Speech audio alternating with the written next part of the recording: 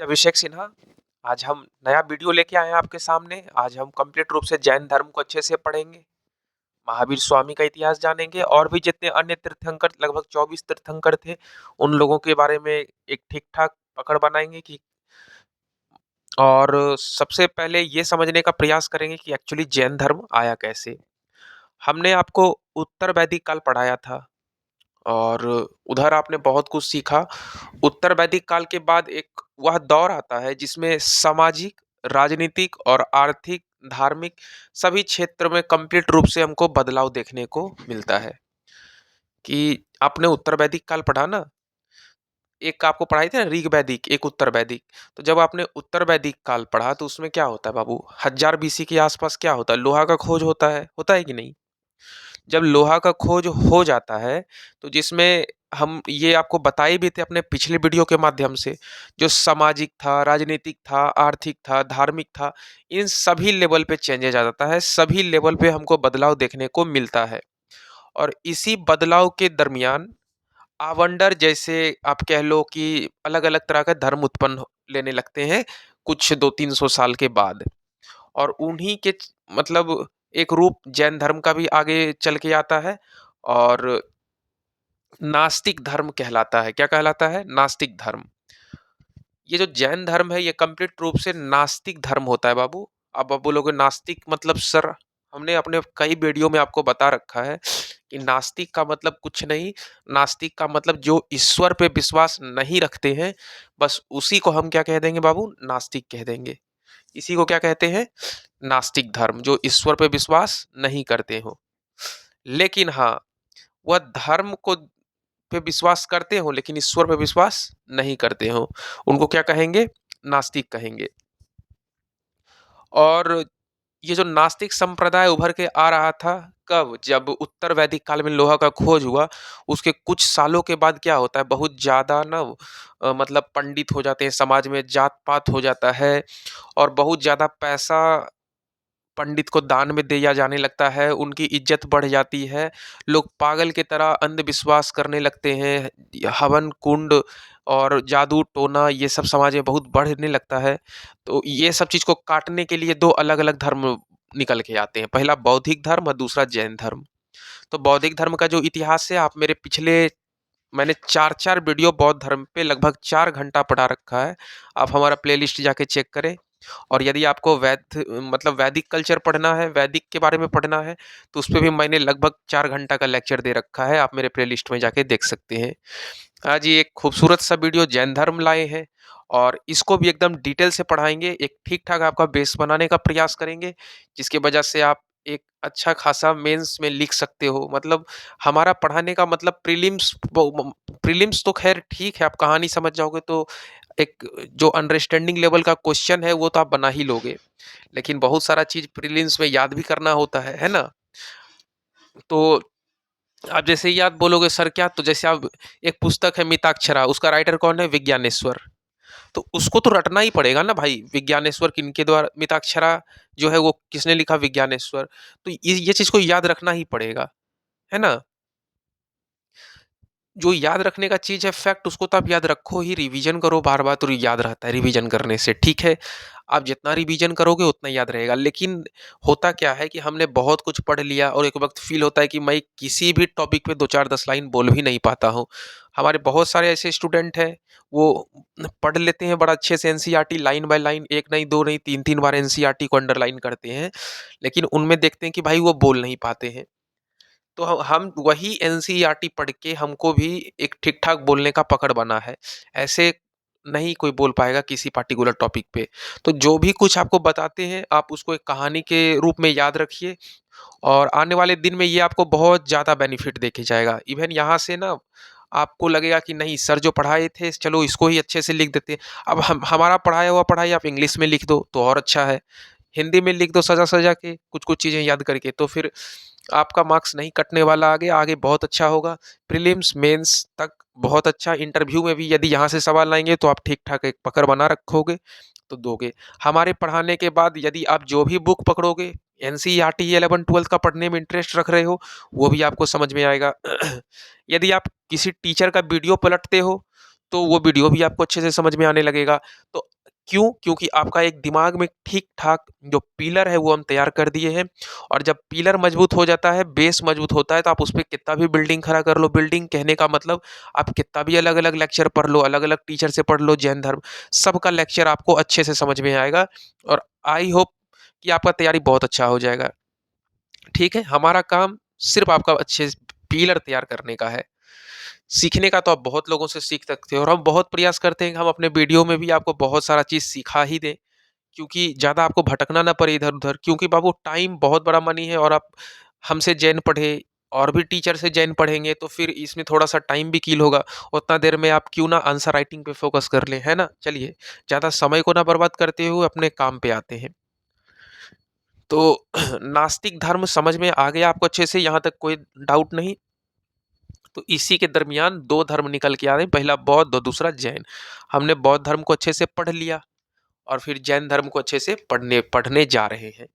6ठी शताब्दी जो समय था उस वक़्त हम बताए थे, तो उस वक़्त का परिस्थिति कुछ ऐसा ही था कि जो नास्तिक धर्म का क्या हो जाता है, जन्म होने लगता है, क्योंकि अलग लेवल का परिस्थिति था। ऐसा कहा जाता है कि जैन धर्म की शुरुआत काफ़ी पहले हो चुकी थी।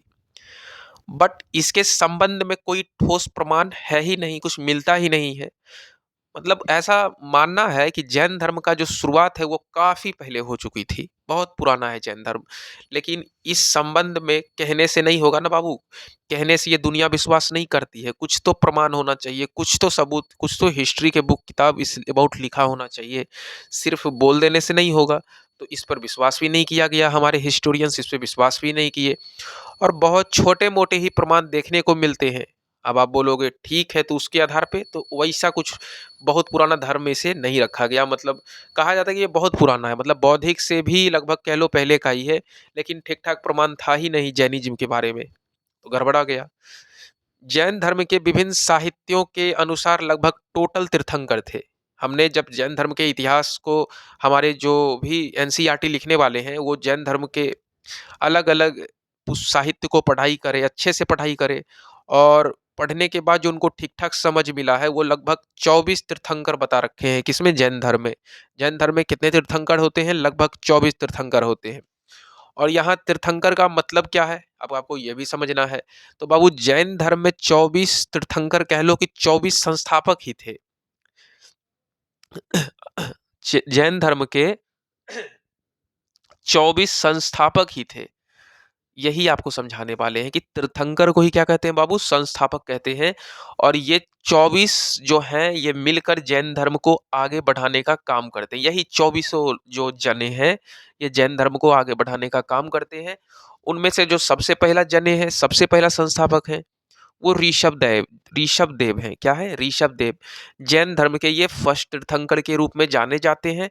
और आप कहोगे सर ऋषभदेव, तो हाँ बाबू, ऋषभदेव ही हैं फर्स्ट तीर्थंकर, फर्स्ट संस्थापक ऑफ जैन धर्म। जैन धर्म का यह पहला तीर्थंकर कह लो, इन्हें पहला संस्थापक ही कह लो। और एक बात याद रखना बाबू, कि जो ऋषभदेव हैं, इनको हम आदिनाथ के भी नाम से जानते हैं। किस नाम से? आदिनाथ, या फिर इनको कह लो ऋषभनाथ के नाम से भी जाना जाता है, जो कि पहले तीर्थंकर, इनका एक्चुअली एग्जाम में ना यहाँ से क्वेश्चन पक्का निकल के आने वाले हैं। लोग पहला तीर्थंकर, 24वें तीर्थंकर, 23वें तीर्थंकर से ज़्यादा देख रहे हैं। हमने विगत पिछले 10 वर्ष का प्रश्न देखा, तो उसमें देखने को मिला ही है यहाँ से सवाल। ठीक है? और इनके संबंध में ऋग्वेद में भी जानकारी दी गई है। किनके बारे में? ऋषभदेव के बारे में। अच्छा खासा जानकारी ऋग्वेद को जब आप पढ़ोगे, तो उसमें भी दे रखी है। और सभी तीर्थंकर के अबाउट में कोई खास जानकारी तो नहीं मिल पाती है, बट 22वां और 23वां जो तीर्थंकर हैं आपका जैन धर्म का, उनके अबाउट में कुछ विशेष जानकारी तो मिलकर आती है। क्योंकि जो ये लोग तीर्थंकर थे, उस वक्त का दौर कुछ ऐसा था बाबू, जो प्रिंट कल्चर था नहीं। बहुत सारे अच्छे-अच्छे तीर्थंकर हैं, बहुत अच्छे-अच्छे संस्थापक निकल के आए हैं, जैन धर्म को काफ़ी प्रचार किए हैं, जैन धर्म को आगे बढ़ाए हैं। लेकिन इन लोगों के बारे में कोई ठोस प्रमाण इसलिए भी नहीं मिल पाता है, क्योंकि समय बहुत पुराना था बाबू। और उस समय ऐसा था कि लोगों के पास किताब कॉपी, लिखने के लिए पेन तक नहीं होता था। तो जो बात है, मुँह का बात मुँह से फैलता था। जैसे हमने ए को कहा, ए ने बी को कहा, बी ने सी को कहा, अगर ए ने उस बात को कॉपी में छाप दिया होता, तो ए टू जेड लोग उसी किताब को पढ़ के बहुत कुछ सीख लिया होता। और ए टू जेड छोड़ दो, आने वाले जनरेशन भी उसको पढ़ते, उसके बाद भी आने वाले जनरेशन उसको पढ़ते, उसके बाद भी आने वाले जनरेशन उसको पढ़ते। लेकिन बाबू प्रिंट कल्चर को वैसा डेवलप था नहीं। और किताबें, कॉपी जो थोड़ा बहुत था भी तो वो बहुत महँगा था। मतलब उसको हायर करना मतलब बहुत मुश्किल था। जो नॉर्मल तीर्थंकर जो होते थे, भिक्षा माँग के खाना-पीना ये वो, उन लोगों का हिस्ट्री आखिर लिखे तो लिखे कौन? अब आप बोलोगे सर चंद्रगुप्त मौर्य के बारे में दबा के लिखा गया, तो बाबू उन लोगों के पास पैसा दुनिया भर का था। इतना पैसा था, उनके पास टैक्स आते थे। ये सब बाबू तीर्थंकर हैं, ये सब धर्म प्रचारक हैं, अच्छे-अच्छे लोगों को बात सिखाने का काम करते हैं। इनके पीछे कोई कैमरामैन या कोई बड़े-बड़े इतिहासकार नहीं घूमेंगे इनके विषय में लिखने के लिए। तो बहुत सारे ऐसे हमारे जैन धर्म के तीर्थंकर रहे हैं जो गायब हो गए हैं, है ना? जो बहुत अच्छा काम करे हैं, लेकिन उनके बारे में लिखित प्रमाण कुछ मिला ही नहीं है जो उसके विषय में आपको हम पढ़ा सकें, है ना? जब बाबू इतिहास में ही लिखित प्रमाण इनका नहीं मिला है, 1 से लेकर 24 तीर्थंकर के बीच में बहुत सारे ऐसे तीर्थंकर हैं जिन्होंने बहुत अच्छा काम करा है, जिन्होंने बहुत अच्छा, कह लो कि भाई ये लोग ना बहुत कुछ दुनिया को सिखा रखे हैं, बहुत कुछ दे रखे हैं, लेकिन इनके बारे में कोई ठोस प्रमाण है ही नहीं। तो इस विषय पे कैसे चर्चा हो, है ना? मतलब उस वक़्त कुछ अच्छा-अच्छा बात सिखाए होंगे और क्या बात सिखाए नहीं लोगों को बोले, उसके विषय में आखिर कोई साहित्य में लिखा जाता किन्हीं इतिहासकार के द्वारा, तब ना हम समझ पाते। तो लिखा गया है ही नहीं। थोड़ा बहुत जानकारी अगर अच्छे से ठीक-ठाक हम जाने तो 22वें और 23वें तीर्थंकर को एक ठीक-ठाक हम पढ़ लिए। तो जो भी इतिहासकार हैं तो इन लोगों के बारे में एक अच्छा खासा जानकारी पढ़ रखे हैं। तो इससे पता चलता है कि जो जैन धर्म के और भी संस्थापक हुए होंगे और भी जो तीर्थंकर हैं, वो बिल्कुल इन्हीं दोनों की तरह एक अच्छा खासा धर्म प्रचारक और एक अच्छा खासा समाज में नास्तिक संप्रदाय को सपोर्ट करते हुए आगे बढ़ा रहे होंगे। ठीक है?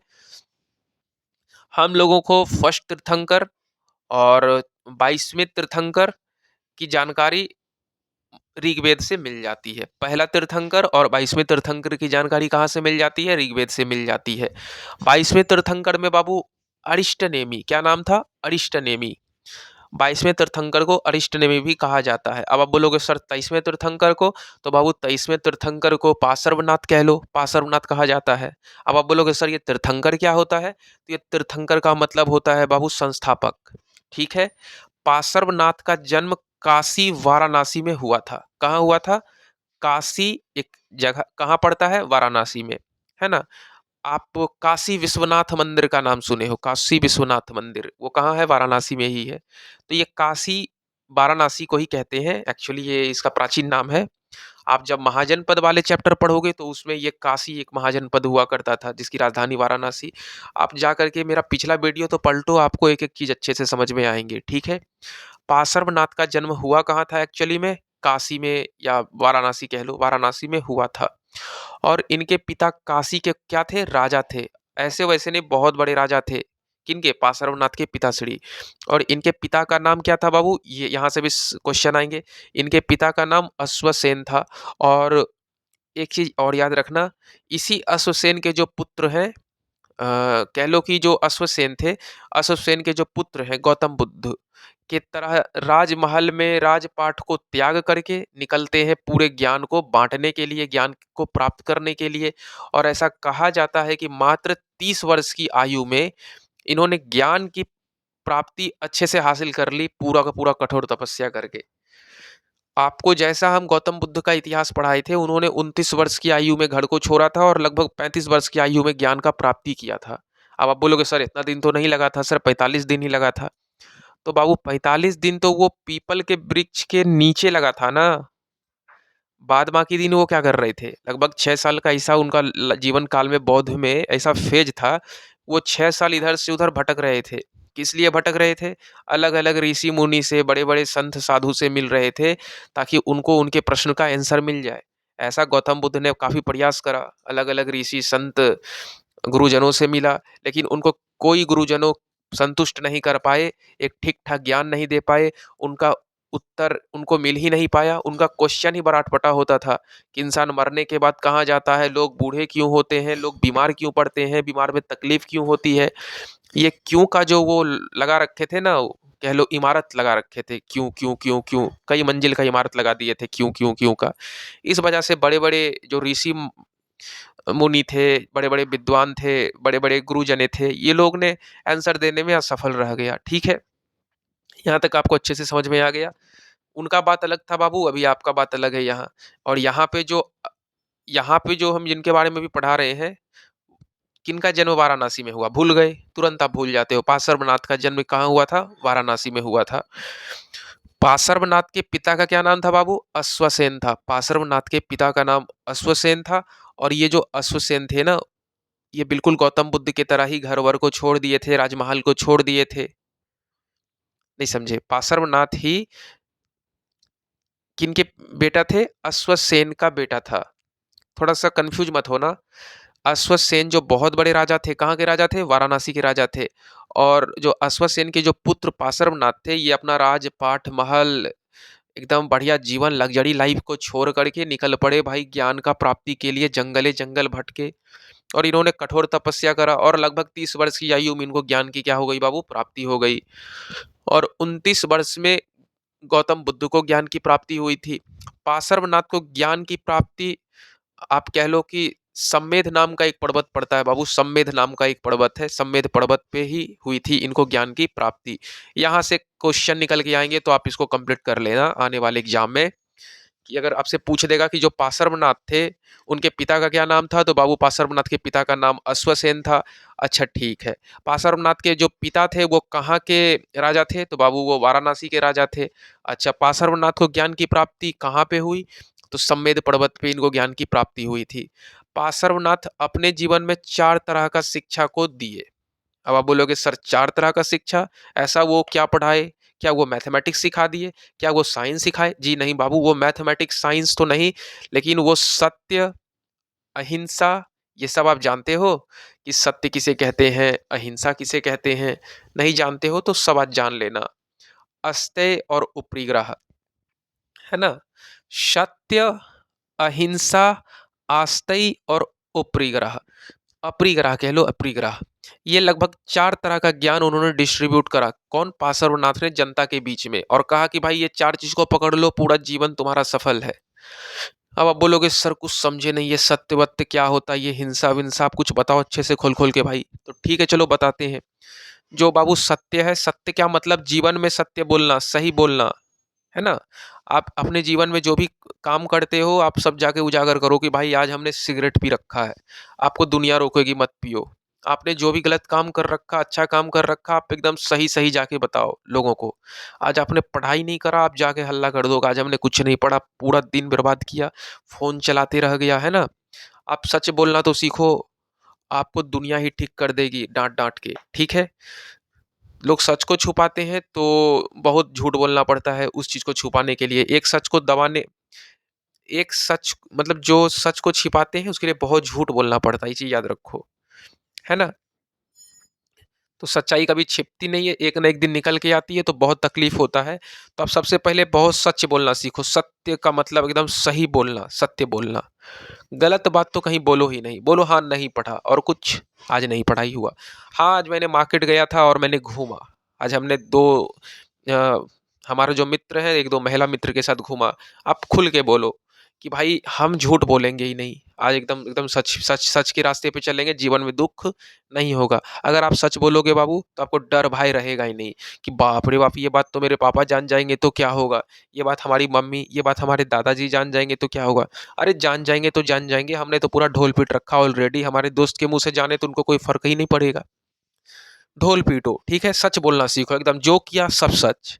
और कोशिश करो कि कुछ वैसा करे ही ना जिसके वजह से आपका जो आत्मा है अंदर का, वो बोलने से हिचकिचा रहा हो। ठीक है, तो यहाँ अहिंसा का मतलब क्या होता है, तो अहिंसा का मतलब एक चीज है बाबू, की हिंसा नहीं करना, अहिंसक बनना। मतलब कह लो कि किसी चीजों को, जीव जंतु को मारना नहीं, किसी को कोई तकलीफ ना पहुंचाना, किसी को मार वार के कुछ खाने पीने का प्लानिंग ना करना, उसको ही अहिंसा कहते हैं। मतलब दयालु बनना। अगर आप बहुत दयालु बन जाओगे, आप किसी भी प्रकार का हिंसा नहीं करोगे, तो जीवन आपको बहुत ही ज़्यादा पॉजिटिव वे में ले जाएगा। अगर आप किसी को अपने सुख प्राप्त करने के लिए किसी जीव-जंतु को क्षति पहुँचाते हो, मारते हो, रास्ता में जब आप चलो तो देख के चलो कि हमारे पाँव के नीचे कहीं चींटी तो आ नहीं रही है। क्योंकि हर जो भी प्राणी है इस धरती पे सबको जीने का बराबरी का हक है। जितना हक भगवान ने आपको दे रखा है, उतना ही हक वो चींटू को भी दे रखा है, उतना ही हक वो साँप, कीड़ा, मकोड़ा जो भी फतिंगे हैं सबको दे रखा है। आप कोशिश करो कि हमारे वजह से मैं अभिषेक कुमार हमारे वजह से किसी भी चीज़ों का जान ना चला जाए। आपको मांस मछली का भोग नहीं करना है। ऐसा नहीं कि भाई आप गए चिकन कटा के खा रहे हो और सोच रहे हो मैं अहिंसक व्यक्ति हूँ, ऐसा नहीं होता है। आपने तो उसको कटवाया, खाया मतलब अपने स्वाद के लिए किसी को मरना पड़ा, आपके स्वाद के लिए किसी भी चीज़ को मरना पड़ा तो समझो वहाँ पे भी अहिंसा खत्म हो गई आपके जीवन से, ठीक है? अब आप बोलोगे सर अस्थेय बताए थे सर उसका मतलब कुछ बता दीजिए। तो अस्थेय का मतलब चोरी नहीं करना होता है, जान लो। क्या नहीं होता है? चोरी नहीं करना।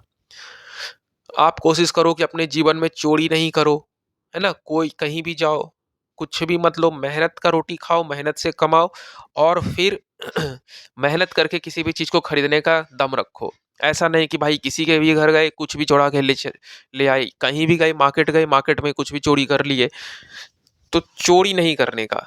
एग्ज़ाम में बैठे हैं, चोरी करके लिख रहे हैं, वो चोरी करना अगर आप छोड़ दोगे तो आपको जीवन संघर्षपूर्ण तो होगा ही, क्योंकि 2 पैसा कमाने में बड़ा मेहनत लगता है और वो 2 पैसा से जब कोई चीज़ खरीद के खाओगे, पहनोगे तो उसका सुख अलग है और 2 पैसा से अपने परिवार को आगे लेके जाओगे तो वो परिवार भी भले ही गरीबी में रहेगा कुछ समय तक, लेकिन आने वाले दिन में मेहनत का पैसा अगर आप अपने बच्चे को खिलाओगे, पिलाओगे, पढ़ाओगे तो वो बच्चे भी काफ़ी आगे निकल के कुछ अच्छा ही कर जाएँगे। कोई ज़रूरी नहीं कि सब लोग पढ़ के ही आगे बढ़ते हैं। अच्छा खाना खाओगे, मेहनत का खाओगे, तो किसी भी फ़ील्ड में जाओगे तो वहाँ अच्छा कर जाओगे। चोरी-चकारी, घूसखोरी का पैसा अगर रखोगे जीवन में, तो हम आपको विश्वास दिलाते हैं कि आपके आने वाले जीवन काफ़ी तकलीफ़देह होगा और जो आपने दबा के धन अपने क्या कहते हैं टकसाल में भर बैंक बैलेंस बना रखा है, इधर-उधर आपने जमा कर रखा है धन को, वो धन एक दिन आपको ही काटेगा, याद रखना। क्योंकि वो धन किसी के द्वारा तकलीफ़ से दिया गया होता है, कोई खुशी से कोई किसी को घूस का पैसा नहीं देता है। बहुत मेहनत से लोग कमाते हैं और वो तकलीफ से आपको दे देते हैं।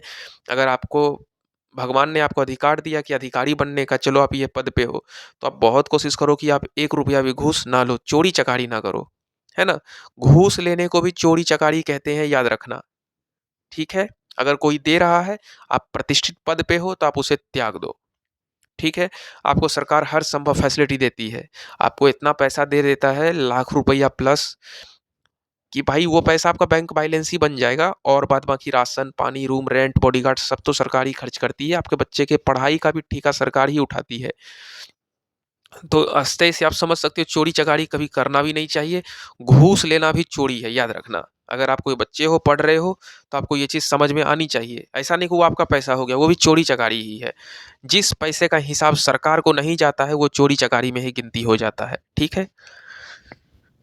और आप कह लो कि सर आपने अपरिग्रह अभी बताया, तो अपरिग्रह का मतलब मैंने नहीं समझा। तो अपरिग्रह का मतलब होता है बाबू धन का संचय नहीं करना। अब आप बोलोगे सर संचय इतना शुद्ध हिंदी बोलोगे तो क्या समझूँगा? इकट्ठा, क्या होता है संचय का मतलब बाबू? इकट्ठा। तो धन को इकट्ठा नहीं करना, धन को इकट्ठा मत करो, जो भी कमाते हो खाओ-पियो, फिर कल मेहनत पे डिपेंड रहो कि हाँ भाई कल मेहनत करेंगे, फिर खाएँगे-पिएँगे, फिर मेहनत करेंगे, खाएँगे-पिएँगे। मतलब डेली जो आपका जीवन काल आ रहा है, डेली जो आपका समय आता है, उस समय को आप क्या बनाओ? हिस्ट्री बनाओ अपने जीवन में। यहाँ तक अच्छे से समझ में आ रहा है? अगर आपको किसी भी प्रकार का कोई भी तकलीफ, कुछ भी डाउट होता है, तो आप हमसे पूछ सकते हो। आराम से कमेंट बॉक्स पड़ा हुआ है, कमेंट बॉक्स में जाके पूछो। जब बाद में बाबू 24वें तीर्थंकर के रूप में महावीर स्वामी आते हैं, अब आप बोलोगे सर महावीर स्वामी, जी हाँ, ये 24वें तीर्थंकर हैं, ठीक है। आपको हमने 23वें तीर्थंकर पढ़ाया ना, उसका नाम जानते हो? अभी जस्ट बताया, क्या नाम था? पार्श्वनाथ, ठीक है। कन्फ्यूज क्यों होते हो बार-बार आप? पार्श्वनाथ का जन्म कहाँ हुआ था? वाराणसी में हुआ था, ठीक है।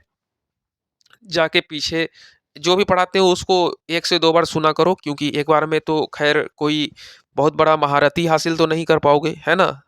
बढ़िया दिमाग है तो अभी ठीक-ठाक समझ जाओगे, फिर भूल जाओगे।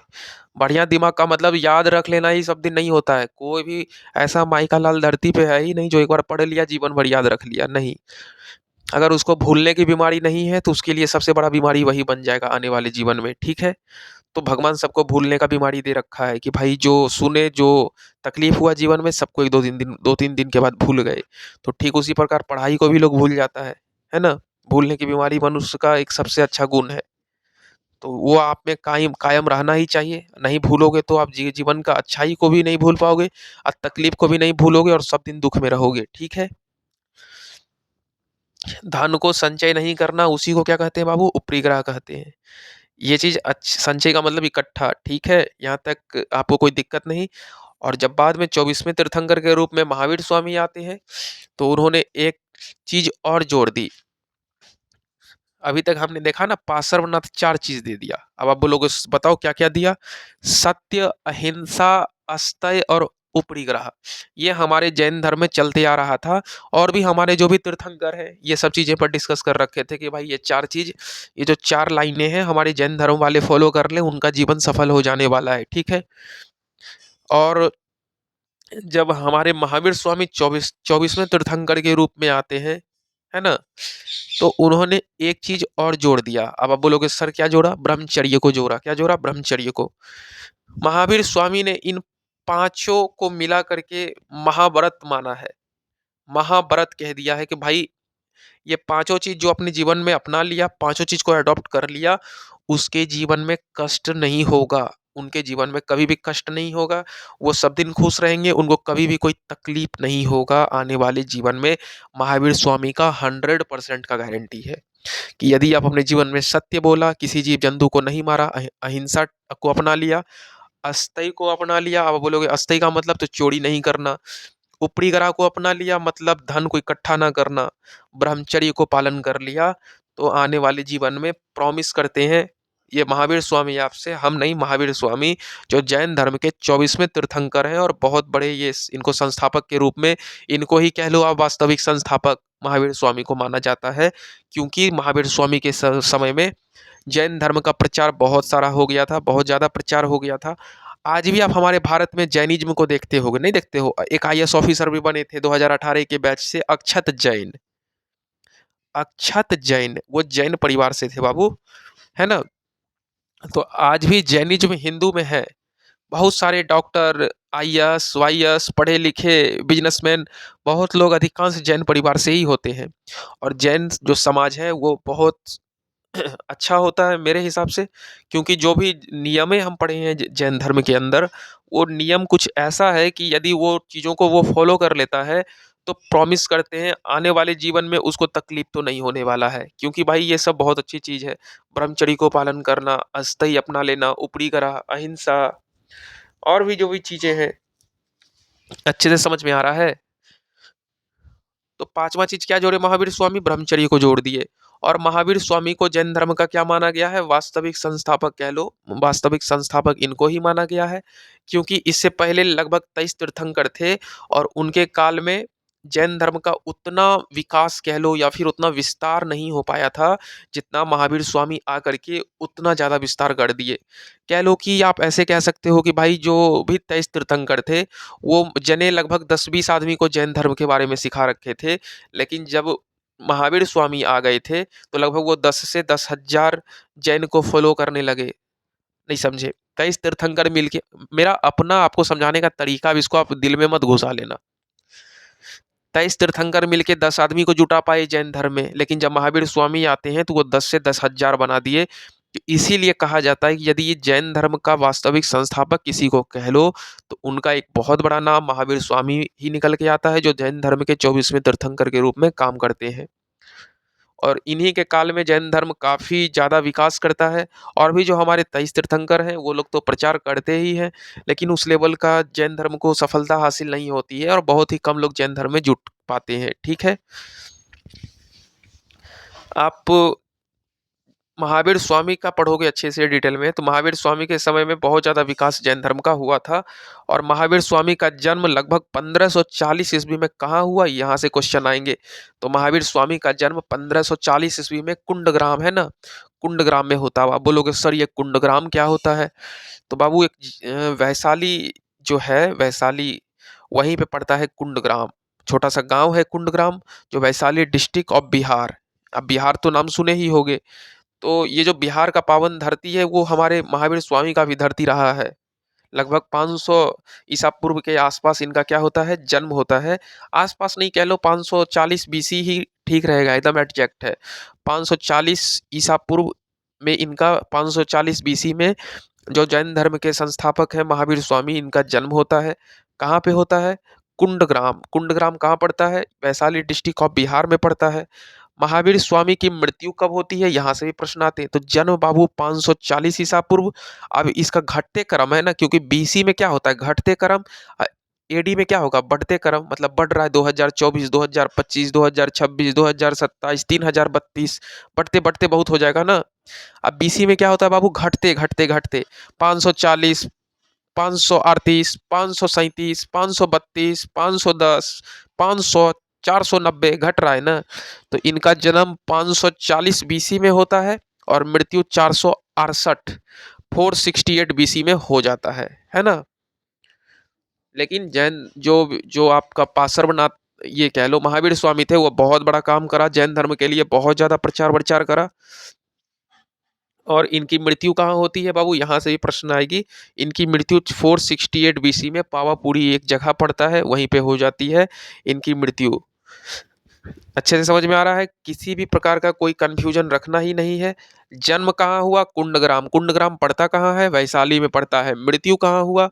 पावापुरी में हुआ, है ना। अच्छा, आप बोलोगे सर कितना वर्ष के थे, तो आप कैलकुलेट कर लो। जब आप कैलकुलेट करोगे, घटाओ घटाओगे, तो लगभग 72 वर्ष निकल के आएंगे। 72 वर्ष की आयु में महावीर स्वामी का मृत्यु हो गया। ठीक है, ठीक ना, यहाँ तक अच्छे समझ में आ गया।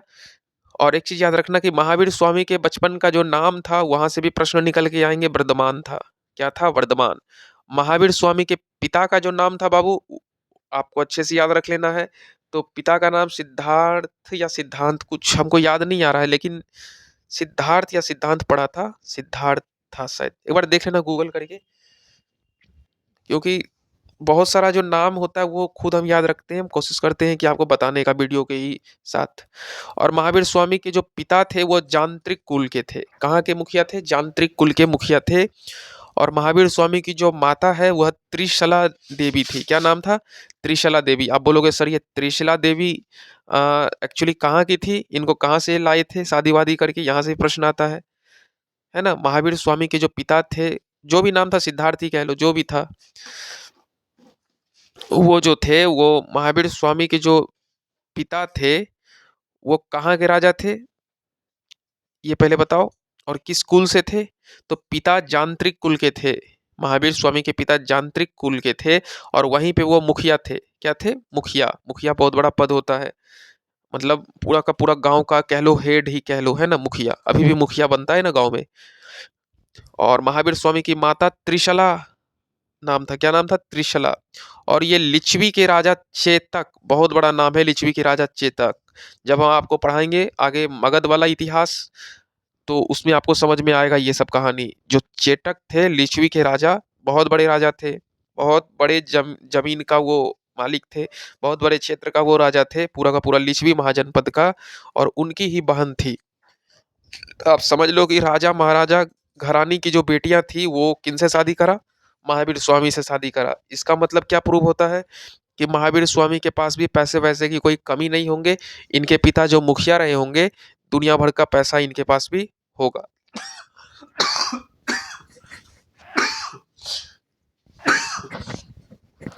तभी तो शादी होता है महावीर स्वामी के पिता से। खांसी हो गया है, समझ में आ रहा है? कोई दिक्कत नहीं। महावीर स्वामी के पिता से ऐसे ही थोड़े शादी हो जाएगा भाई। महावीर स्वामी के पिता खुद जांत्रिक कुल के मुखिया थे, और इनसे ही शादी होता है त्रिशला का। और त्रिशला कौन थी? बहन थी किनकी? चेतक की। चेतक। चेतक कौन थे? तो ये लिच्छवी के राजा थे। ये सब चीज याद रखो। और ये दोनों से एक पुत्र होता है, जिसका नाम क्या रहता है? महावीर स्वामी। ठीक है। और इसी जो चेतक थे, उनकी पुत्री का विवाह बिंबिसार से हो जाता है। समझो कि चेतक की बहन का विवाह किससे होता है? यांत्रिक कुल के मुखिया महावीर स्वामी के जो पिता थे, है ना, जिसका नाम सिद्धार्थ कह लो, उनसे होता है। मतलब मोटा मोटी यही ना समझ में आ रहा है कि समझो, एकदम तोड़ के समझो, जो महावीर स्वामी थे, उनके जो पिता थे, वो शादी किससे किए? जो लिच्छवी के बहुत बड़े राजा चेतक, उनकी अपनी बहन से शादी कर लिए। बाप रे बाप, बहुत बड़ा बात है। तो समझो कि जब चेतक, जो जो राजा चेतक थे, वो बहुत बड़े राजकुमार थे, और उनकी बहन से शादी करना बहुत बड़ा बात था। त्रिशला जो उनकी बहन थी, त्रिशला से शादी कर रखे। कौन? महावीर स्वामी के पिता कौन थे? सिद्धार्थ कह लो। तो सिद्धार्थ किससे शादी किए? त्रिशला से। इन दोनों से एक पुत्र होता है जिसका नाम महावीर स्वामी रहता है। लेकिन चेतक की बहन से न शादी हुआ। चेतक को जब बेटी हुआ था आने वाले दिन में, जब चेतक की पुत्री थी, तो उसकी बेटी का शादी बिंबिसार से होता है। बिंबिसार बहुत बड़े राजा थे भाई साहब, आगे पढ़ाएंगे इनका इतिहास। पूरा का पूरा इलाका पे उनका पकड़ था। ऐसा वैसा वो सब छोटा मोटा राजा नहीं थे, वो बहुत बड़े राजकुमार थे वो सब। और उन लोगों से लोगों का ताल्लुकात था, पहुंच था उन लोगों के फैमिली तक। तो समझो कि महावीर स्वामी जो है वो छोटे मोटे घराने के नहीं है, बहुत बड़े घराने के हैं। ठीक है। इसी क्रम में महावीर स्वामी के जो रिलेटिव्स हैं वो बिंबिसार भी बन जाते हैं। क्या बन जाते हैं? बिंबिसार कंप्लीट रूप से रिलेटिव्स बन जाते हैं। और महावीर स्वामी की जो पत्नी कह लो, वो यशोधरा, क्या नाम था? यशोधरा या यशोदा। ठीक है। जबकि गौतम बुद्ध की पत्नी का नाम यशोधरा और इनकी पत्नी का नाम क्या था? यशोदा। मतलब यशोदा और यशोधरा में कंफ्यूज मत होना। गौतम बुद्ध की पत्नी का नाम यशोधरा और महावीर स्वामी की पत्नी का नाम यशोदा। यशोदा, यशोदा, यशोदा आ गया। यशोधरा, यशोदा, समझ में आ रहा है? यशोधरा किसकी पत्नी का नाम? गौतम बुद्ध की पत्नी का नाम। यशोदा किसकी पत्नी का नाम? महावीर स्वामी की पत्नी का नाम। यहाँ पर बहुत बड़ी एग्जाम में बच्चे कंफ्यूज होकर मार देते हैं गौतम बुद्ध, तो आप गलती मत करना। ऐसा गलती हमने भी करा था सेट बनाने वक्त। ठीक है। महावीर स्वामी को एक पुत्री प्राप्ति हुई थी, मतलब उनको एक बेटी हुई थी महावीर स्वामी को। जब शादी होता है तो बाल बच्चे तो होना ही है। तो एक पुत्री की प्राप्ति हुई थी जिनका नाम उन्होंने क्या रखा? शायद उनका नाम अन्नोजा, अन्नोजा करके कुछ था, अन्नोजा ऐसे। और प्रियदर्शनी, अपनी पुत्री का नाम उन्होंने ये सभी रखा था, अन्नोजा, प्रियदर्शनी। महावीर स्वामी ने अपने बड़े भाई नंदी वर्मन से आज्ञा लेकर के, जो महावीर स्वामी के जो अपने ही बड़े भाई थे, उनसे कहा कि भाई साहब माफ करिएगा, मैं ये ग्रस्त जीवन को नहीं जी सकता। मैं ये बाल बच्चा, पत्नी, भोग विलास, हर चीज हमसे नहीं हो पाएगा। मैं ये चीजों से परेशान हो रखा हूँ अपने जीवन में। मैं यहाँ का नहीं हूँ, मैं बहुत आगे जाऊँगा, मैं दुनिया के लिए कुछ कर दिखाऊँगा, और ये दुनिया शायद हमसे बहुत लेसन लेकर के बहुत आगे चले जाए। मैं दुनिया को वो सच्चाई जनाने का प्रयास करता हूँ जिससे दुनिया को बहुत ज़्यादा ज़रूरत है। हमारे दुनिया के जो बहुत सारे जो समाज के लोग हैं, वो बहुत तकलीफ में हैं, उनको सच्चाई कुछ पता ही नहीं है, जीवन को एक्चुअली जीना कैसे है। भाई साहब मुझे आज्ञा दीजिए, मैं अपने बहुत लोगों को ये सब बात जाके बताना चाहता हूँ। हमारे बहुत सारे भाई बहन तो हमारे ही समाज मोहल्ले के हैं, और हमारे जो आस पड़ोस के शहर है, मैं घूम घूम के मैं अपने एक धर्म का प्रचार करूंगा, मैं ज्ञान हासिल करूंगा। बस आज्ञा दीजिए, मैं ये ग्रस्त जीवन जो चल रहा है उसे आप देख लीजिए। तो नंदी बड़बन से बहुत रिक्वेस्ट करा इन्होंने, आज्ञा लिया, और लगभग 30 वर्ष की आयु में गृह को त्याग दिया। अब जो इनकी पुत्री थी अन्नोजा, वो चिल्लाते रह गई पापा रुक जाइए। लेकिन जो पापा थे महावीर स्वामी, वो रुकने का नाम नहीं लिए। बोले मैं बेटी तुम्हारे लिए नहीं, मैं पूरा देश दुनिया के लिए पैदा लिया हूँ, मैं सबका कल्याण करके ही मरूंगा। तुम अपने चाचा नंदी बर्मन के साथ रह लेना, अच्छे से अपना जीवन बिता लेना बेटी, तुमको कोई तरह का तकलीफ नहीं होने वाला है। पत्नी भी चिल्लाते रह गई कि भाई ऐसे मत छोड़ के जाइए, ऐसे मेरा ज़िंदगी खराब हो जाएगा। तो बोले ठीक है, तुमको अपना घर में अच्छे से रह लो, तुमको कोई चीज़ का कमी नहीं है, बस मुझे तो जाने दो, मैं यहाँ का नहीं हूँ, मैं बहुत आगे जाऊँगा, और मैं अपने जन्म इसलिए लिया हूँ कि मैं बहुत लोगों का कल्याण करके मरूँ। मैं बहुत लोगों को अच्छे-अच्छे बात सिखा के मरूँ, और आने वाले हज़ारों लाखों वर्ष के बाद भी मेरा नाम इतिहास के पन्ने पे छपा रहे, और ये बात की सच्चाई है। आज हमारे महावीर स्वामी के वजह से उनके पिता को जाना जा रहा है। आज हमारे महावीर स्वामी के कर्म से उनके भाई नंदीवर्मन को जाना जा रहा है। आज हमारे महावीर स्वामी के कर्म से उनके जो पत्नी यशोदा को जाना जा रहा है। तो पूरा का पूरा इतिहास तभी पलटता है जब जीवन में कोई एक व्यक्ति बहुत अच्छा कर जाता है, उसके पूरा खानदान का इतिहास पलट जाता है उस एक व्यक्ति के वजह से, याद रखना, ठीक है? तो समझो कि महावीर स्वामी को घर छोड़ना कितना बड़ा डिसीजन था और उनके एक डिसीजन ने पूरा का पूरा खानदान को इतिहास के पन्ने पे छपा दिया, ठीक है? इन्होंने गृह का त्याग करा बहुत सोच समझ के, सबसे आज्ञा मांग करके, और गृह का त्याग करने के बाद इनको ज्ञान की प्राप्ति हो जाती है। जो इधर-उधर भटक रहे थे, उन लोगों को ये समझाए और इनको ज्ञान की प्राप्ति तो हो जाती है। अब आप बोलोगे सर इनको ज्ञान की प्राप्ति क्या वो गौतम बुद्ध के तरह पीपल के वृक्ष के नीचे 45 दिन के लगातार अघोर तपस्या के बाद? जी नहीं, बिल्कुल नहीं। इनको ज्ञान की प्राप्ति जाम्भिक ग्राम में लगभग हो गया था, क्योंकि जाम्भिक ग्राम में, ये जाम्भिक एक ग्राम है, वहाँ पर इन्होंने अघोर तपस्या करा था और इनको ज्ञान की प्राप्ति हुई थी। इस बार आपको वो क्या बोलते हैं पीपल का वृक्ष देखने को नहीं मिलेगा, यहाँ पे आपको साल वृक्ष कह लो, साल वृक्ष के नीचे इनको ज्ञान की प्राप्ति हुई थी। जबकि गौतम बुद्ध को ज्ञान की प्राप्ति पीपल वृक्ष के नीचे और इनको साल वृक्ष के नीचे ज्ञान की प्राप्ति, ठीक है?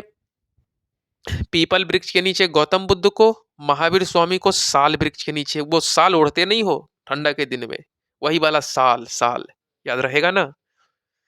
ठीक है, अच्छे समझ में आ रहा है। और महावीर स्वामी को जो ज्ञान की प्राप्ति हुई थी वो कह लो कि ऋजुपालिका नदी जो है ना, एक ऋजुपालिका नदी है, उसी के तट पे इनको अघोर तपस्या के बाद साल वृक्ष के नीचे बैठ के भगवान का नाम लेते लेते ज्ञान की प्राप्ति हो गई थी।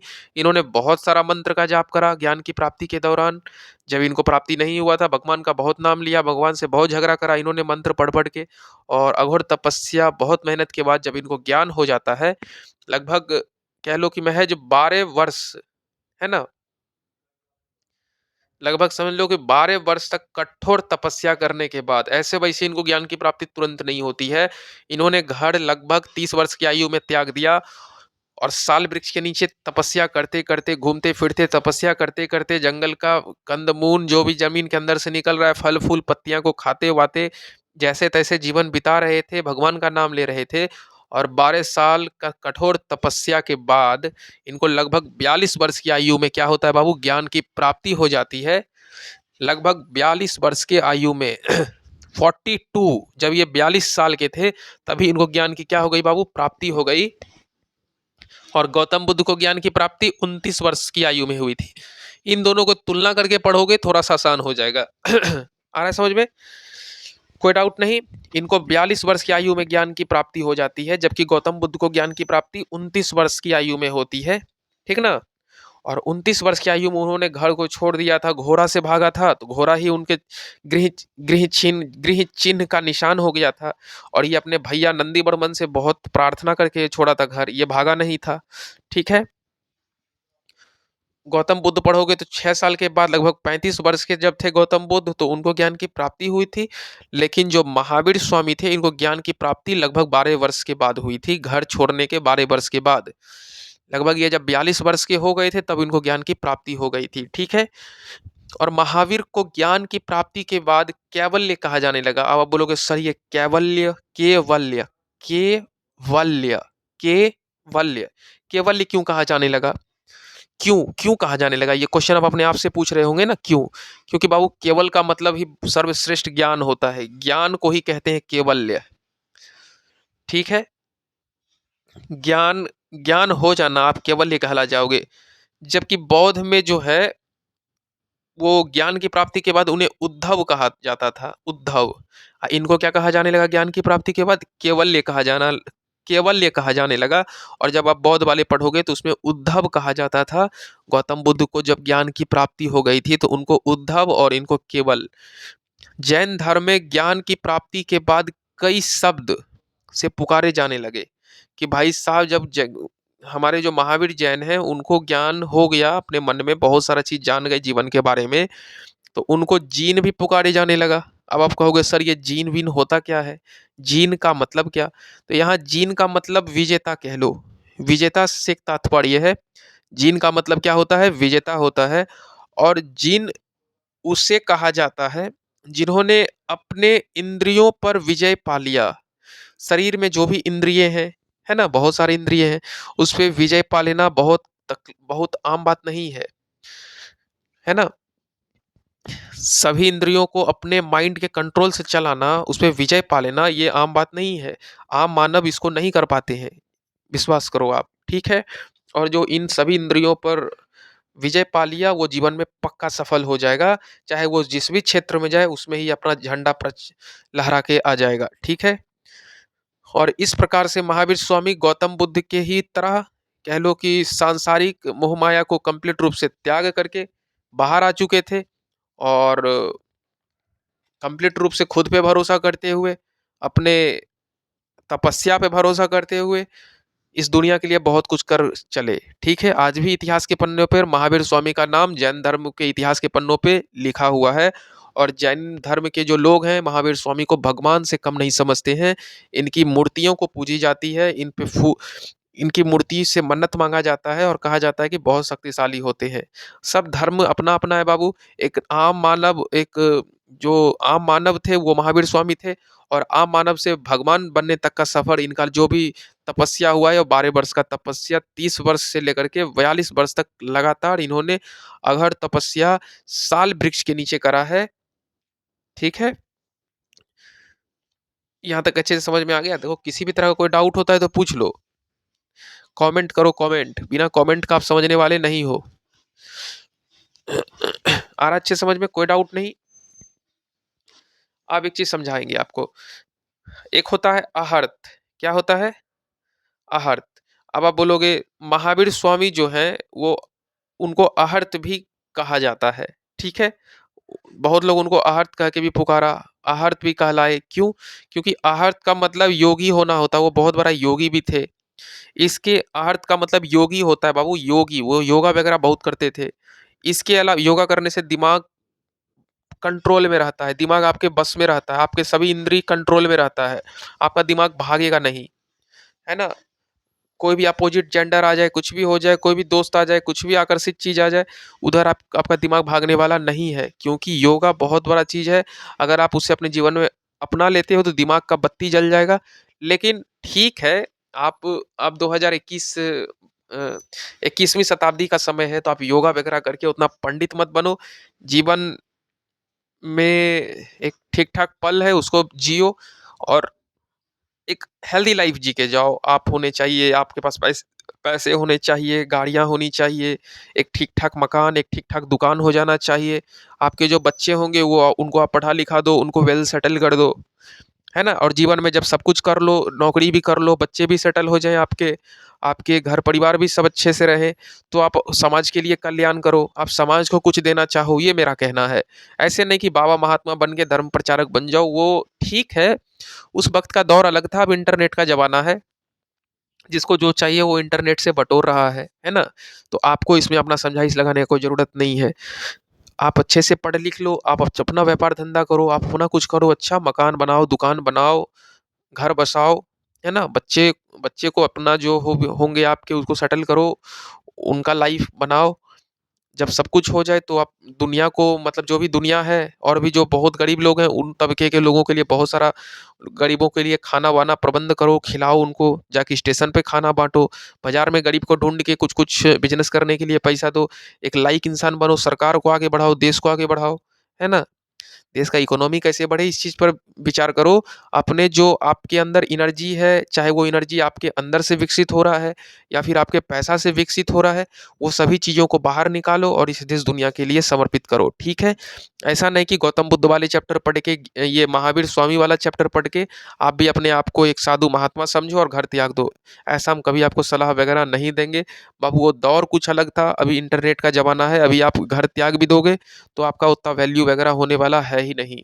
आप क्या घर घूम-घूम के ज्ञान बाँटोगे? घर का बच्चा-बच्चा मोटिवेशन वीडियो डेली सुनता है और डेली कुछ नहीं करता है। समझ में आ रहा है? तो ये सब का दौर अलग था, आपका दौर अलग है। हम ये भी नहीं कहेंगे कि आप दिन भर योगा करके अपना दिमाग को पूरा का शांत कर लो। आप पढ़ो भी, मस्ती भी करो। ठीक है, एक ही जीवन है और कोई नहीं जान रहा है कि अगला जीवन होता है कि नहीं होता है। ठीक ना? खुश रहो, आपको खुशी जैसे मिलता है वैसे खुश रहो। ऐसा नहीं कि सिर्फ पढ़ते रहना है, किताबी कीड़ा बन जाना है। अरे ठीक है, ऐसा पढ़ो कि पढ़ने का आदत होना चाहिए, आपको पढ़ाई में मन लगना चाहिए, जितना भी देर पढ़ रहे हो अच्छे से चीज़ें समझ में आना चाहिए, ठीक है? याद करने का भी तरीका आना चाहिए, पढ़ने भी आना चाहिए, समझने भी आना चाहिए। सब कुछ मिल कर के आपको एक ठीक-ठाक नौकरी मिल जाएगा जीवन में। नौकरी क्यों? पैसा मिलेगा, पैसा क्यों? पैसा से आपका जीवन अच्छा होगा। अच्छा जीवन अच्छा करके क्या? तो आपको आपके जो बच्चे होंगे उनको कभी कष्ट नहीं होगा, आपको एक ठीक-ठाक घर हो जाएगा और भी पैसा का बहुत काम आता है जीवन में, है ना? बहुत लोग कहते हैं कि भाई इन संसार में खुशी सबसे बड़ा चीज़ है, पैसा बड़ा चीज़ नहीं। तो भाई पैसा भी बहुत बड़ा चीज़ है, ये बात अभी पता नहीं चलेगा। जिसके पास पैसा नहीं होता वो मज़दूरी करते हैं, पूरा दिन पैसा कमाने के पीछे गलाते हैं, 300-400 रुपया लेके आते हैं घर और फिर वो जाते हैं दूसरा दिन। तो समझो कि अभी आपके पास समय है, पढ़ लिख लो। जब पढ़ लिख लोगे तो एक ठीक-ठाक जब जॉब लग जाएगा तो पैसा आने का सोर्स हो जाएगा। तो जब बहुत सारा वक़्त आपका बच जाएगा ना भाई, आने वाले जीवन में बहुत सारा वक़्त बचेगा, तो आप अपने लिए खर्च कर सकते हो, अपने बच्चे को बनाने में खर्च कर सकते हो। पैसा कमाने का टेंशन नहीं रहेगा ना, जो वही 8 घंटा ना ऑफ़िस जाओगे, आओगे, बस उससे ये अलावा जो 16 घंटा है वो आप खुद पे खर्च करोगे। नहीं तो ऐसे बहुत मेहनत लगता है, 10,000 5,000 ही कमा पाओगे, पूरा का पूरा दिन चला जाएगा, है ना? चलिए, ये सब मोटिवेशन वीडियो की बात है। बहुत सारे स्टूडेंट का कमेंट आ रहा था कि सर मोटिवेशन वीडियो का एक टॉपिक ला दीजिए अलग से, तो हम चाहते हैं कि जो हमारा जो सिलेबस है, उसको पहले कवर कर लें, फिर देखा जाएगा, ठीक है? अर्थ का मतलब समझ में आ गया? जो अर्थ होता है, अर्थ का मतलब योगी होता है और महावीर स्वामी योगी भी थे। इसके अलावा वह आप कह लो कि निग्रार्थ मतलब निग्रार्थ एक शब्द है बाबू, ये महावीर स्वामी के लिए यूज़ करा गया है। मतलब अपनी शारीरिक जीवन के बंधन में नहीं फँसना। शारीरिक कह लो या फिर उसको सांसारिक कह लो, है ना? ये सब जो बंधन में लोग फँस जाते हैं, इसमें नहीं फँसना, ये जो संसार में है ना शादी-ब्याह ये वो ये सब में नहीं फँसना होता है। इसको ही कहते हैं निग्रार्थ, निर्ग्रंथ, निर्ग्रंथ इस तरह का कुछ वर्ड है, निर्ग्रंथ। इस इसमें फँसना नहीं है बाबू, कभी नहीं फँसना है। सांसारिक जीवन में ये कभी फँसते नहीं हैं और शादी-ब्याह सबसे दूर हो जाते हैं ये। इनके बच्चे भी रहते हैं, पत्नी रहते हैं, सबको छोड़ देते हैं। बस ये अघोर तपस्या के आगे चले जाते हैं। तो इस तरह का जीवन अगर आप जीना चाहते हो तो आप शादी पहले तो मत करो। ये शादी करके ये जो शौक है ये मिटाओ मत पहले, पहला चीज़ यही है कि शादी मत करो और यदि शादी करते हो, किसी का हाथ पकड़ते हो तो छोड़ो मत, ये सब बहुत गंदा काम है। इन लोगों खैर स्वामी देवता हैं, जैन धर्म के हैं, बहुत बड़े प्रचारक, हम इनको दुष नहीं रहे हैं, हम इनको इन पे कुछ बोलेंगे नहीं। लेकिन गौतम बुद्ध का मैंने इतिहास पढ़ा, वहाँ भी हमको गुस्सा आया कि भाई ये शादी कर लिए, चलो उनके पिता करा दिए। महावीर स्वामी भी शादी कर लिए, शादी करके एक बच्चे हो जाना, आप अपने गृहस्थ को आगे बढ़ा दिए भाई, फिर आप बाबा बन रहे हो, ये सब क्या तमाशा है? इससे अच्छा ब्रह्मचर्य ही रह जाते पूरा जीवन, है ना?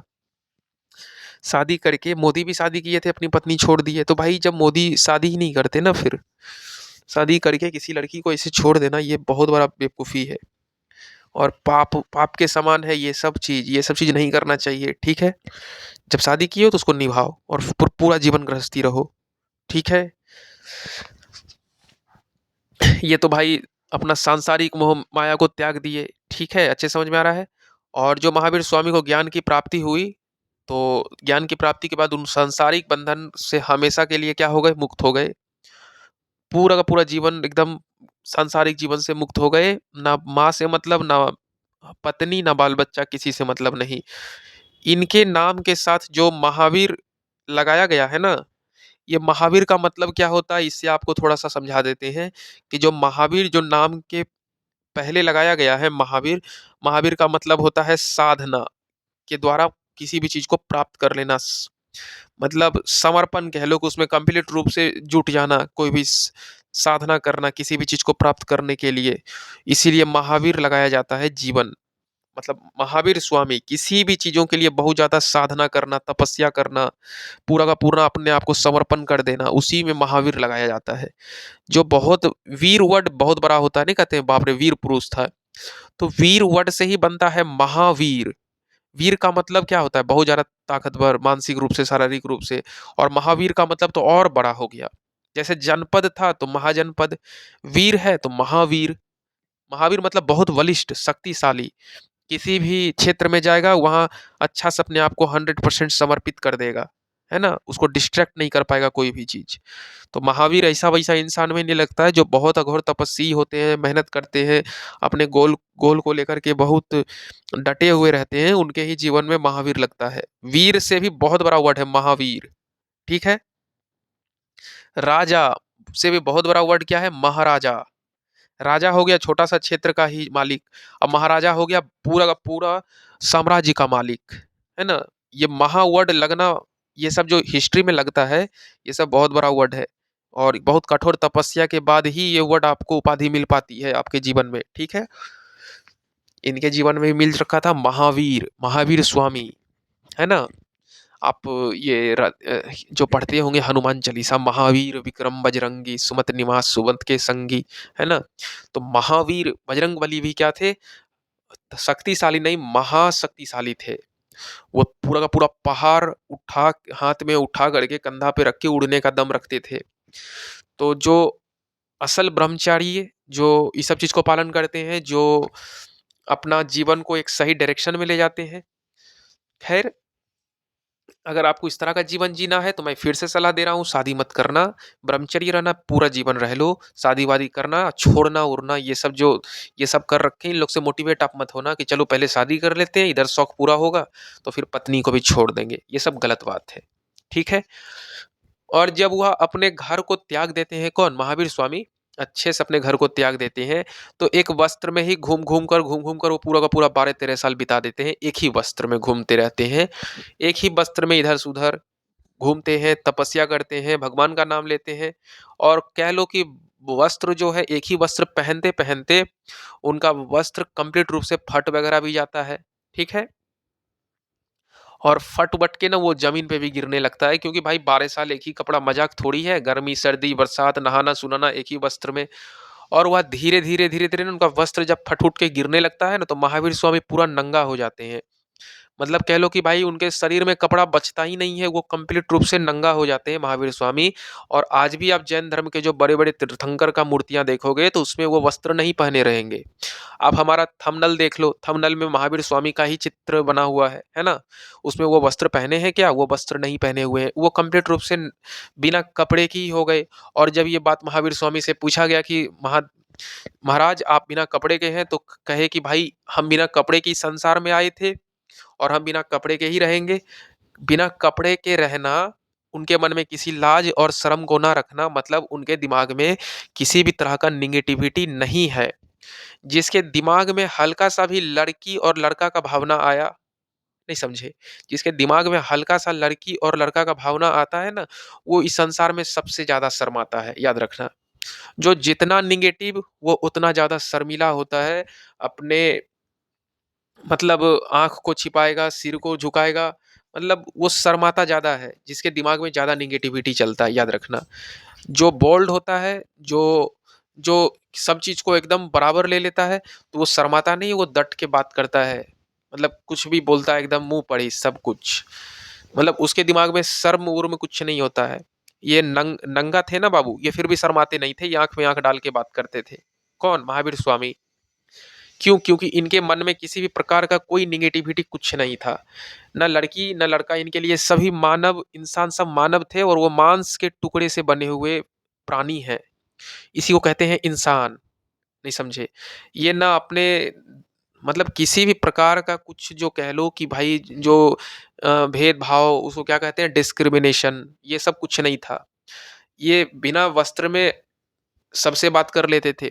क्यों? क्योंकि इनको लगता था कि मैं इंसान हूँ और मैं अगला को उस नज़र से या फिर कुछ समझ ही नहीं रहा हूँ, जिसकी वजह से मुझे शर्म लगे, नहीं समझे?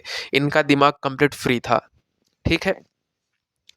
और आज ये सब तो ख़ैर बहुत बड़ा तपस्या है, ये हम लोग आम मानव हैं, हम लोग से नहीं हो पाएगा। बिना कपड़ा का घूमना ये वो बहुत यूनिक बात हो जाएगा ना, सब जो भी हमारे मित्रगण हैं हमारे शिक्षकगण हैं, वो सब कितना भी पढ़ लिख लें, आईएएस बन जाएँ, कुछ भी हो जाए, वो सब बिना कपड़ा का नहीं रह पाएँगे। ये सब के लिए बहुत हिम्मत चाहिए जीवन में। बिना कपड़ा का सड़क पे घूमना, प्रचार करना धर्म का, ये सब साधु महात्मा से ही हो सकता है, आम मानव से नहीं हो पाएगा, ठीक है? यहाँ तक अच्छे समझ में आ गया? इनका कपड़ा फट-चिट गया था और ये बिना कपड़े के भी तपस्या करते रहे, ज्ञान को बाँटते रहे। और लोग जो है ना उस वक़्त इनको देख के काफ़ी हँसते थे, ठहाका मारते थे, इनका वस्त्रहीन फ़िगर देख कर के, कह लो बहुत लोग ठहाका मारते थे। इनको बहुत लोग पागल भी समझने लगे कि देखो पागल भाई, कपड़ा-वपड़ा फाड़-चीर लिए हैं और घूम रहे हैं बिना कपड़े के, इनको शर्म ही नहीं लगता। कई महिलाएँ इनको देख लेती है रोड पे, कई पुरुष देख लेते हैं। तो फिर भी महावीर स्वामी के मन में कुछ तरह का दोष था ही नहीं जो शर्म नाम का जो वो चीज़ खुद दिखाए। शर्म होता क्या है?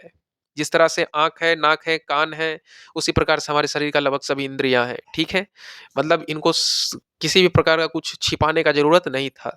सब जिस तरह से आप हाथ दिखा सकते हो, कान दिखा सकते हो, तो आप शरीर का किसी भी अंग को प्रदर्शित करो, तो वो सब बराबर है। मतलब उसमें भेदभाव होना नहीं चाहिए। मतलब इनका कहना था और लोग इनको इसी सब बात को लेकर पागल समझने लगे थे। ठीक है? और जब उन्हें ज्ञान की प्राप्ति हो गई, तो नंगा वेशभूषा उन्होंने अपने ज्ञान का प्रचार के लिए इस्तेमाल किया। मतलब घर-घर ही जाते थे वो विदाउट कपड़ा का और ज्ञान को बाँटते थे, प्रचार करते थे और बहुत लोग इनके धर्म में जुड़ते चले गए। जो इनका चीज़ों पे विश्वास करते थे, जो इनका दिया हुआ वचन था, इसमें विश्वास करते थे, तो लोग इनके धर्म को अपनाते चले गए। और सबसे पहले जहाँ से प्रश्न आएँगे, चलिए उस बिंदु पे आते हैं। उन्होंने जो महावीर स्वामी हैं, महावीर स्वामी ने अपना प्रथम उपदेश राजगृह में दिए थे। कहाँ पे बाबू? राजगृह में जाकर के दिए थे। अब आप बोलोगे सर ये राजगृह क्या है? तो मगध पढ़ोगे ना, तो मगध का यह पहला राजधानी, मगध का राजगृह पहला राजधानी है। मगध का पहला राजधानी के रूप में राजगृह को जाना जाता है। ठीक है? ये सब चीज़ याद रख लेना। मगध का पहला राजधानी जो था वो बाबू राजगृह ही था। ठीक है? और एक चीज़ जान लो, जो महावीर स्वामी के साथ जो भी शिष्य थे, वो सब एक थे जमाली। क्या नाम था? जमाली। और जमाली का नाम जामिल से ही आता है, मतलब जमाली उनको लोग कहने लगे, उनका नाम जामिल था। और ये महावीर स्वामी के प्रथम शिष्य थे, मतलब पहले शिष्य बने थे जमाली, ठीक है? और इनके दामाद जो थे, पहले ये तो शिष्य हो गया और महावीर स्वामी के जो दामाद थे, वो जमाली ही थे। कौन थे? जमाली। और महावीर स्वामी के जो दामाद थे ना अपने, मतलब वो दामाद को अपने ही प्रथम शिष्य बना लिए, क्योंकि इनका कहना था कि चलो वो मेरे बेटी जो है उनके हस्बैंड है, तो इनको ही अपना क्या बना लेते हैं, पहला शिष्य बना लेते हैं, उनको अपना पहला शिष्य के रूप में चुन लिए। और महावीर स्वामी का कहना था कि इस संसार में जैसा कर्म करोगे भाई, जैसा कर्म करोगे आपको वैसा ही फल मिलेगा। नहीं समझे? God help those who help themselves, भगवान उसी का मदद करता है जो खुद का मदद करता है। ये सब चीज याद रखो। आप अपने दिमाग में जो चीज घुसाओगे, आपके दिमाग से वही चीज बाहर निकलेगा। नहीं समझे? जैसा इनपुट वैसा आउटपुट, जैसा कर्म करोगे वैसा ही फल मिलेगा। सफलता हर क्षेत्र में हासिल होता है। आप पढ़ने में मन लगाओगे, यहीं से सफलता मिलेगा। आप जहाँ पे टाइम खर्च करोगे, वहीं से रिजल्ट मिलेगा। आप टाइम खर्च खाना बनाने में करोगे, दिन भर बहुत सारा खाना बना के रख दोगे।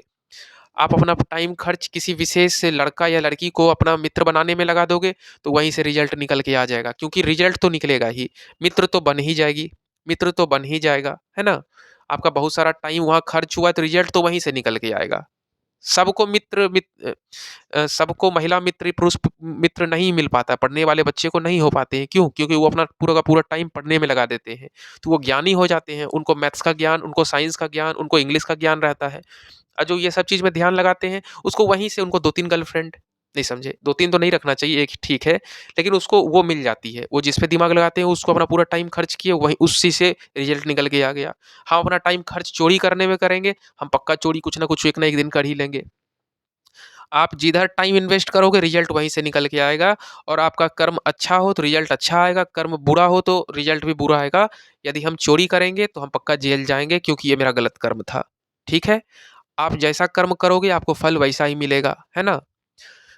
अगर हम बहुत ज़्यादा मिठाई खाने लगेंगे तो हमको डायबिटीज़ हो ही जाएगा, क्योंकि मेरा कर्म में क्या था, मीठा खाना बहुत ज़्यादा, और रिज़ल्ट भी निकल के क्या आएगा, डायबिटीज़ नहीं, बिल्कुल डायबिटीज़ तो होना ही है।